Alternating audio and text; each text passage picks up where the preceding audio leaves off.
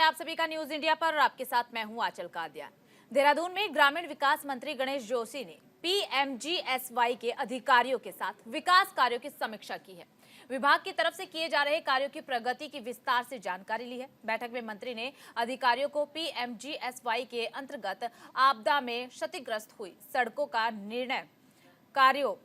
सड़कों के निर्माण कार्यों को शीघ्र पूर्ण किया जाए। उन्होंने अधिकारियों पीएमजीएसवाई की सड़कों के अवशेष निर्माण कार्यों में तेजी लाने और पीएमजीएसवाई के अंतर्गत सभी सड़कों के कार्यों को तय समय सीमा के भीतर करने के निर्देश दिए हैं। मंत्री ने अधिकारियों को पीएमजीएसवाई के अंतर्गत सड़क पुल निर्माण कार्यों की समयबद्ध समीक्षा करने के निर्देश भी दिए हैं। इस दौरान उनकी तरफ से ये भी कहा गया है कि प्रधानमंत्री नरेंद्र मोदी की परिकल्पना प्रधानमंत्री ग्राम सड़क योजना के तहत 250 से अधिक जनसंख्या वाले गांवों को मुख्य मार्ग से जोड़ा जा रहा है।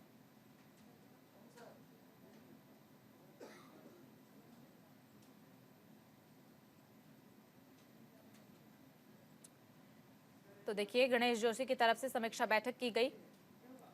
पीएमजीएसवाई के अधिकारियों के साथ ये समीक्षा बैठक हुई। इस दौरान कार्य की प्रगति पर विस्तार से जानकारी भी ली गई और उनके साथ ही बैठे अधिकारियों को दिशा निर्देश भी दिए गए। कहा गया कि जल्द से जल्द काम में तेजी लेकर आई जाए और सभी जो सड़कों पर निर्माण कार्य चल रहा है वो जल्द से जल्द पूरा किया जाए।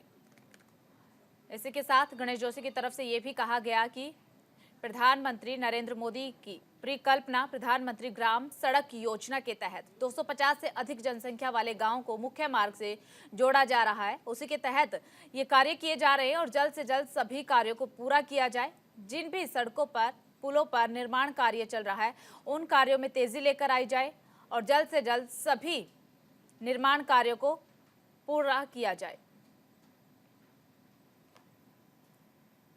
तो उधर देहरादून में कैबिनेट मंत्री सतपाल महाराज ने कैंप कार्यालय के साथ लगने वाली दीवार पर वॉल पेंटिंग की शुरुआत की है। इस अवसर पर मंत्री के साथ बीजेपी के सैकड़ों कार्यकर्ता भी मौजूद रहे। लोकसभा चुनाव को देखते हुए बीजेपी के कार्यकर्ताओं में उत्साह भी देखने को मिल रहा है। जहां एक तरफ कार्यकर्ता सतपाल महाराज जिंदाबाद के नारे लगा रहे थे तो वहीं अब की बार मोदी सरकार 400 पार के नारे भी लगातार लग रहे थे। कैबिनेट मंत्री ने दीवार पर अपने हाथों से कमल का फूल भी बनाया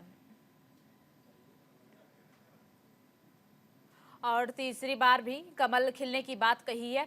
इसी के साथ आपको बता दें कि मीडिया से रूबरू होते हुए कैबिनेट मंत्री सतपाल महाराज की तरफ से ये कहा गया कि लंबे इंतजार के बाद 22 जनवरी को अयोध्या में रामलला की प्राण प्रतिष्ठा हो रही है। मुझे भी अयोध्या आने का निमंत्रण मिला है।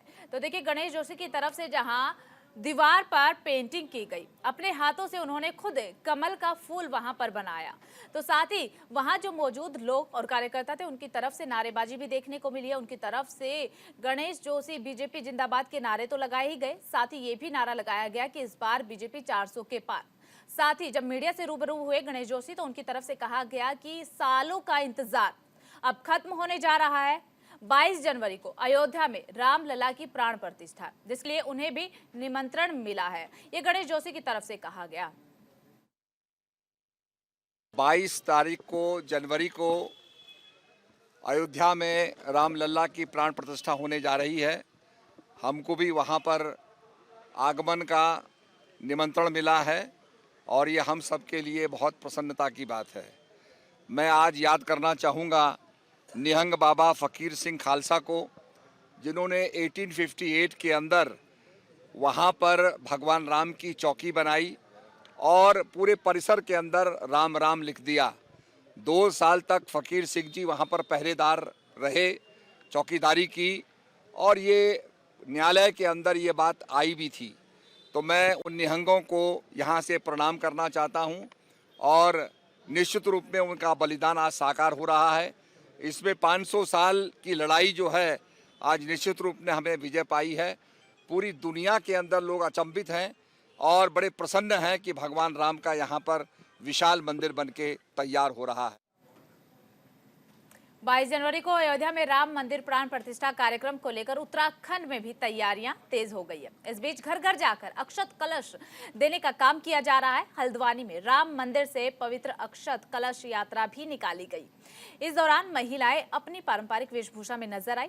माहौल राममय हो गया है। जैसे जैसे पवित्र अक्षत कलश यात्रा शहर के बीचों बीच पहुंचती है, आगे बढ़ती जाती है, वैसे वैसे राम भक्त अक्षत कलश यात्रा में शामिल होते चले गए। अक्षत कलश यात्रा में भक्तों की भारी भीड़ उमड़ी है। इस दौरान अक्षत कलश यात्रा में शामिल राम भक्तों ने ये भी कहा कि हम बहुत सौभाग्यशाली हैं और ये बहुत सौभाग्य का विषय है कि 22 जनवरी को अयोध्या में राम मंदिर की प्राण प्रतिष्ठा होने जा रही है। तो राम भक्तों में खासा उत्साह देखने को मिला है और जैसे जैसे ये यात्रा शहर की तरफ बढ़ी, वैसे वैसे यात्रा में राम भक्त भी जुड़ते चले गए और जो महिलाएं हैं वो अपनी वेशभूषा में भी नजर आई।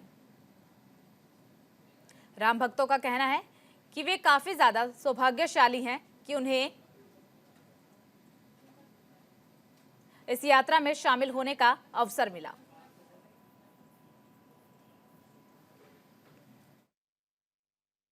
बहुत सौभाग्यशाली हैं जो भगवान राम जी के अयोध्या वापसी के, वास्तव में जो 22 तारीख को उनकी अयोध्या वापसी होगी, वास्तविक अयोध्या वापसी होगी। आपने देखा कि प्राचीन समय से एक हम सभी लोगों का एक मन था कि भव्य राम मंदिर बने और हम बहुत सौभाग्यशाली हैं जो आदरणीय प्रधानमंत्री नरेंद्र भाई मोदी जी के नेतृत्व में भव्य और दिव्य मंदिर का उद्घाटन होने जा रहा है 22 तारीख को।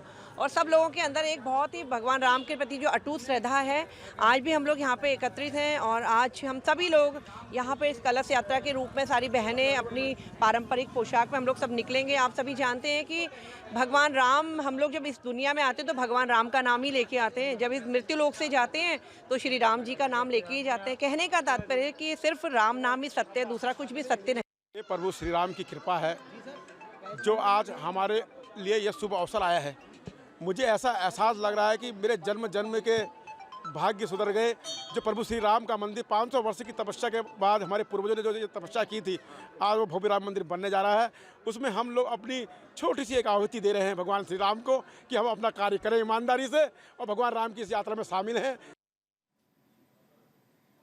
तो उधर उत्तराखंड में बारिश और बर्फबारी का इंतजार अगले सप्ताह तक खत्म हो सकता है। 9 जनवरी को पर्वतीय इलाकों में बारिश और बर्फबारी होने से ठंड बढ़ने की संभावना है। हालांकि बारिश होने से मैदानी इलाकों में कोहरे और गलन वाली ठंड से राहत भी मिलेगी।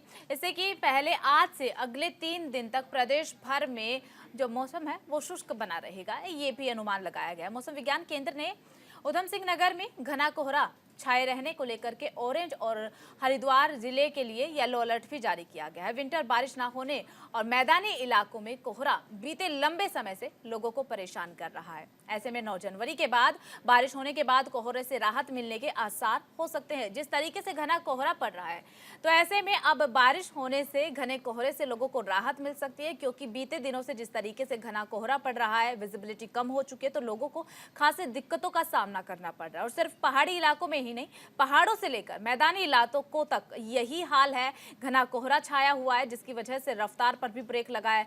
लोगों को भी खासी दिक्कतों का सामना करना पड़ रहा है और लोग ठंड से बचाव के लिए अलाव का भी सहारा ले रहे हैं ताकि ठंड से बचा जा सके। अब आईएमडी की तरफ से अनुमान जताया गया है कि 9 जनवरी के बाद जो बारिश और बर्फबारी का इंतजार लोगों को है वो खत्म हो सकता है।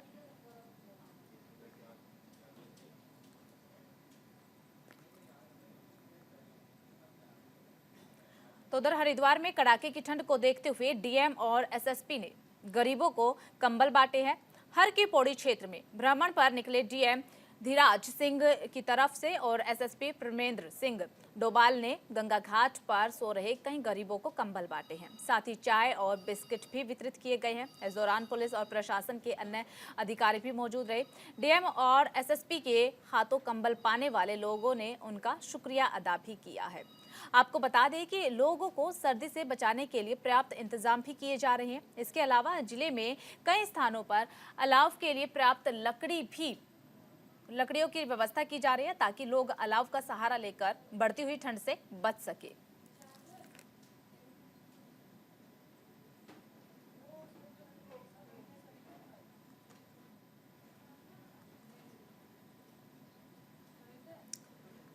तो डीएम और एसएसपी की तरफ से गरीबों को कंबल बांटे गए हैं।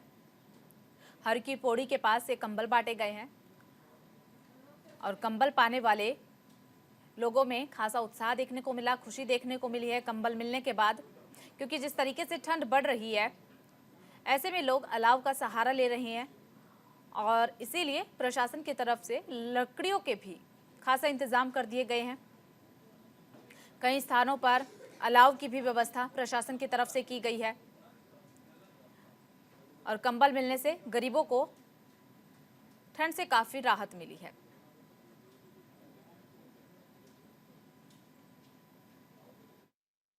कुछ समय से लगातार ठंड काफ़ी बढ़ी है, जिसमें माननीय मुख्यमंत्री जी की ओर से भी निर्देश थे सभी जगह पे जहाँ पर खासकर हरकी पेड़ी क्षेत्र में या हरिद्वार के अन्य जगह पर बाहर से भी लोग आते हैं और कई बार ठंड की वजह से ऐसी स्थिति का सामना उन्हें करना पड़ता है। पैसों का भी अगर कोई शॉर्टेज है तो लगातार हम लोग संपर्क में भी थे, कुछ लोगों को हमने चिन्हित भी किया था और ऐसे उन स्थानों पर आके आज कंबल वितरण के साथ साथ चाय वगैरह का जो भी अरेंजमेंट्स हैं, हमारे लोकल के एसडीएम्स हैं, सीओज़ हैं, एसएचओ वगैरह लगातार इस चीज़ को देख रहे हैं और ख़ासकर जो लोग बाहर हैं उनको रैन बसेरा तक पहुंचाने का वो भी हम लोग अरेंजमेंट कर रहे हैं।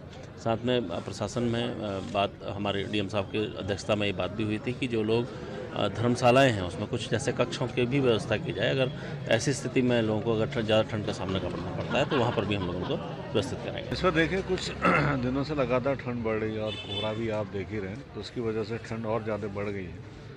इसलिए शासन के भी निर्देश हैं, इसलिए जिला प्रशासन, पुलिस प्रशासन संयुक्त रूप से हम लोग देख रहे हैं जगह जगह पे कई लोग ऐसे तो नहीं जो खुली आसमान में सो रहे हों, और जो लोग सो भी रहे हैं अगर उनको ज़रूरत के हिसाब से उनको हम लोग रैन बसेरा में भी शिफ्ट कर रहे हैं। लेकिन ऐसे यात्री भी हैं जो देश के कोने कोने से यहाँ पे आए हैं और ठंड की वजह से एक कोने में आग सेक रहे हैं, तो उन लोग को हम लोग कंबल बांट रहे हैं। और ये पूरा अभियान हमारा ये केवल हरकी पड़ी क्षेत्र में ही नहीं है, पूरे जनपद में चल रहा है और लगभग 150 स्थानों पर हम लोग अलाव जला रहे हैं। जितने सब डिविजन्स में एसडीएम सीओज़ हैं, संयुक्त रूप से नगर पालिकाएँ ये अभियान में शामिल हैं। तो ये लगातार ही हमारा अभियान जब तक ये ठंड बढ़ती रहेगी तब तक ये हमारा चलता रहेगा। विकसित भारत संकल्प यात्रा के तहत बेरीनाग नगर पालिका परिषद में GIC बैरीनाग के खेल मैदान में कार्यक्रम का आयोजन किया गया। कार्यक्रम का उद्घाटन स्थानीय विधायक फकीर राम टमटा ने किया है। विधायक फकीर राम ने यह भी कहा इस दौरान कि मोदी सरकार की गारंटी की जो गाड़ी है वो गांव-गांव में जाकर लोगों को विकास योजना की जानकारी दे रही है। साथ ही प्रदेश की धामी सरकार भी लगातार विकास की नई ऊंचाइयों को छू रही है। जानकारी के मुताबिक कार्यक्रम में विभिन्न विभागों और बैंकों ने स्टॉल लगाकर के विभिन्न योजनाओं की जानकारी दी है, तो वहीं पर स्कूली बच्चों ने रंगारंग सांस्कृतिक कार्यक्रम का भी आयोजन किया।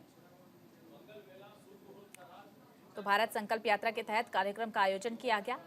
इस कार्यक्रम के तहत लोगों को मोदी सरकार की गारंटी के बारे में जानकारी दी गई। साथ ही स्थानीय विधायक ने इस कार्यक्रम का उद्घाटन किया और कहा कि इस यात्रा का जो उद्देश्य है वो ये कि लोगों को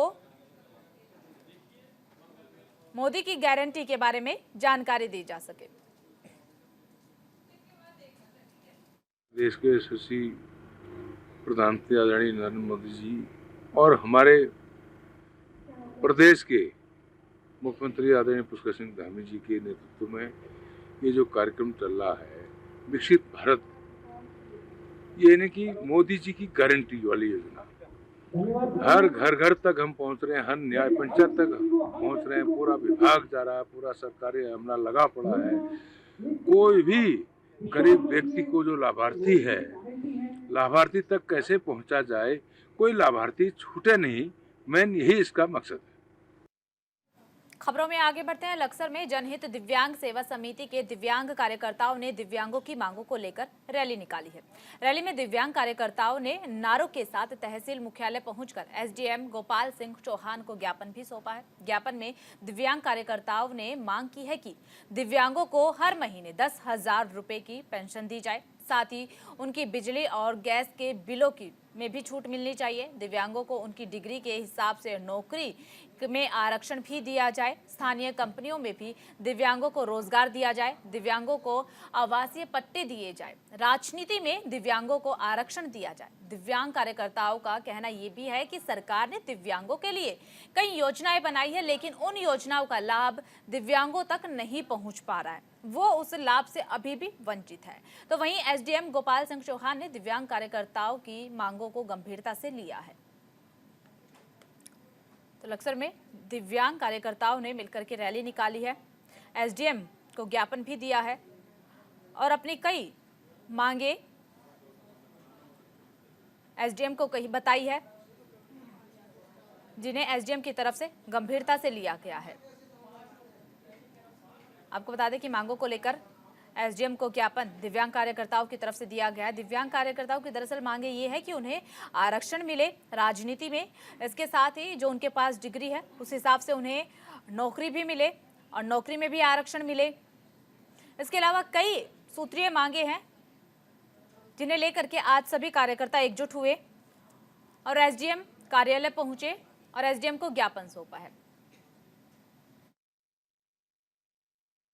एक ज्ञापन मुझे प्राप्त हुआ है जिसमें 5 मांगे इन्होंने रखी है। जैसे एक तो इनका मानदेय बढ़ना चाहिए और निःशुल्क बिजली इनको मिलनी चाहिए और जो आवासीय पट्टे हैं या जो हमारे कृषि के पट्टे होते हैं वो उनको मिलने चाहिए। ये 4-5 मांगे हैं और ये माननीय मुख्यमंत्री जी को प्रेषित है, जो उसको हम अपने माध्यम से भिजवा देंगे।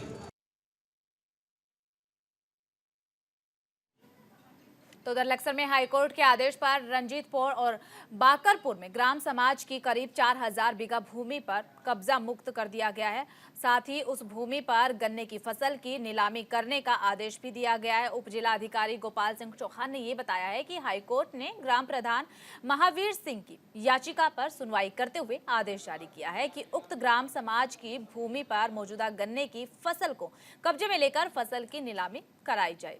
उन्होंने ये भी बताया है कि तहसील प्रशासन ने आदेश का पालन करते हुए भूमि को कब्जा मुक्त कर दिया है। साथ ही गन्ने की फसल की नीलामी की प्रक्रिया भी शुरू कर दी गई है। दरअसल लक्सर के जयपुर, रंजीतपुर, बाकरपुर पंचायत की करीब 4000 बीघा ग्राम समाज की कृषि भूमि पर कुछ लोगों ने अवैध रूप से कब्जा कर लिया था। ग्राम प्रधान ने इस मामले में हाईकोर्ट में याचिका दायर की। हाईकोर्ट ने याचिका पर सुनवाई करते हुए उक्त भूमि को कब्जा मुक्त करने और गन्ने की फसल की नीलामी करने के आदेश दिए हैं। देखिए, लक्सर से एक खबर आपको बता रहे थे जहां पर हाईकोर्ट में याचिका दायर की गई है। जो पूरा मामला है वो भूमि से जुड़ा हुआ है। भूमि को कब्जा मुक्त कराने के आदेश फिलहाल दिए गए हैं। गन्ने की फसल की नीलामी होगी। तो देखिए, जो पूरी इसमें लगभग 4 बीघा जमीन है जो ग्राम सभा की है। इसको कई वर्षों से कुछ लोगों ने गन्ना बोया हुआ है अवैध रूप से। उस अतिक्रमणों को, उस गन्ने को कटवाने के लिए माननीय उच्च न्यायालय हाईकोर्ट द्वारा भी जो आदेश जारी किए गए हैं। और अभी हमारे द्वारा ग्राम प्रधान जी कुछ और व्यक्ति थे, उन्होंने प्रार्थना को दिया एसडीएम लक्सर को, और एसडीएम लक्सर के द्वारा भी उसे नीलाम करने के आदेश पारित कर दिए गए हैं। और क्योंकि वो जो गन्ना बोया गया है वो अवैध है, निश्चित रूप से उसको ऑप्शन करने के बाद जो भी उसका पैसा हो वो ग्राम सभा के खाते में जा या सरकार को प्राप्त हो, जिससे जो जनहित के कार्य।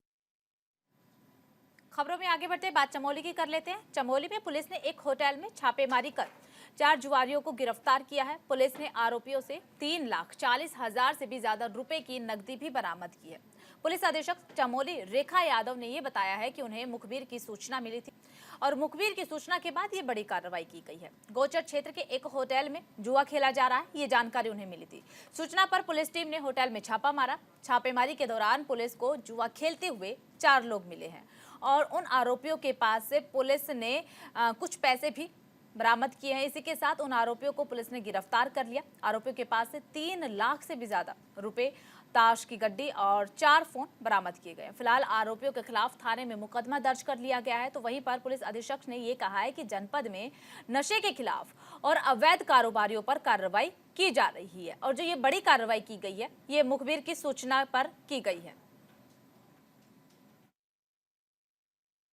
पुष्पर जनपद चमोली में अवैध गतिविधियों पर प्रहार करते हुए कोतवाली कर्णप्रयाग द्वारा एक प्रिवेंटिव किया गया है। जिसमें एक टिप मिली थी। हमारे सीओ कर्णप्रयाग के नेतृत्व में थाना कर्णप्रयाग पुलिस द्वारा उसमें रेड की गई और रेड के दौरान 4 अभियुक्त पकड़े गए हैं, जिनके पोजीशन से 3,24,450 की धनराशि, ताश की गड्डी और उनके मोबाइल फोन बरामद हुए हैं। चूंकि टिप इतनी सटीक थी, जिस पर होमवर्क करते हुए हमारे सीओ साहब के निर्देशन में टीम ने बहुत ही प्रभावी कार्रवाई की है। और जो ये व्यक्ति थे, ये कुछ जनपद चमोली के निवासी थे और कुछ जनपद रुद्रप्रयाग के निवासी थे। टिप जो थी वो गौचर के ही एक लॉज की थी, मोहिनी लॉज, जिसके कमरा नंबर 160 में ये गतिविधि हो रही थी। और पकड़े गए अभियुक्तों को न्यायालय पेश किया जा रहा है और इनके आपराधिक इतिहास के बारे में भी जानकारी की जा रही है। साथ ही ये गुड वर्क करने वाली टीम को मेरी तरफ से 5,000 का इनाम घोषित किया जाता है। और फिलहाल इस बुलेटिन में सिर्फ इतना ही। बाकी खबरों के लिए बने रहिए न्यूज इंडिया के साथ।